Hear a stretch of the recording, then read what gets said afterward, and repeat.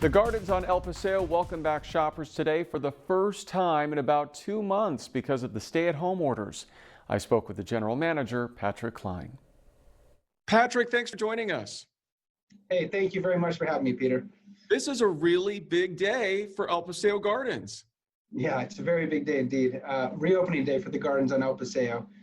We reopened the shopping center this morning at 10 a.m. And we're thrilled to have our center back in action. And a handful of stores joined us in the reopening process with Louis Vuitton, Anthropologie, BB1, Between the Sheets, Von Wenning Art, Jimmy's Woodfire Pizza, Mastro's, Tina Stevens, and I might be missing one or two, but if you go to thegardensonelpaseo.com, you can see a list of all of our open stores in real time. So this is a big chunk of your businesses that are coming back. Yeah, it is. And so, we got the news of the stay-at-home orders for at least our line of business being lifted on Friday. And our goal as a company was have the shopping center open within 72 hours of that notice. And so here we are, and we're ready to receive the customer and welcome them and provide a safe shopping and dining lifestyle entertainment environment for them. You guys were able to do this pretty quickly. Friday afternoon, a lot of people weren't prepared. I know. And for us, and for my company in particular, we've been planning this reopening process since the day we were forced to close. So a lot of best practices shared from other shopping centers that have had the fortune of reopening earlier than us. Our centers in Florida were reopening at the beginning of May. So we've been on weekly calls to collaborate and understand what it's going to look like when we welcome back our customers. And so here we are today, and we encourage everybody to come out and shop us and get out of their houses and enjoy a beautiful environment.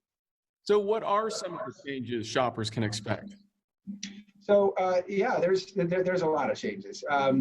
Certainly we are stepping up our cleaning procedures, using stronger disinfecting, being those high touch points with a frequency like never before. We have hand sanitizing stations that are placed throughout the shopping center for our customers to use.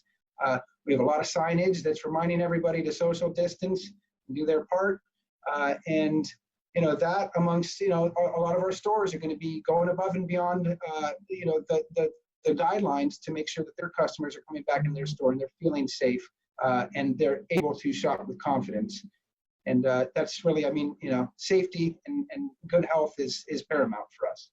Absolutely. And, this has certainly been a tough time for a lot of businesses throughout the Coachella Valley. What have you heard from some of the stores that are now reopening? Well, optimistic to start. This has been tough. It's been tough for everybody across the nation, but it's the effect has been magnified for us because we're highly reliant on that season and all the tourism that's happening in that season period, which is a huge portion of our bottom line and in our tenants' sales. So to have March and April taken away from you, it's a tough blow, but we're pressing on and moving forward.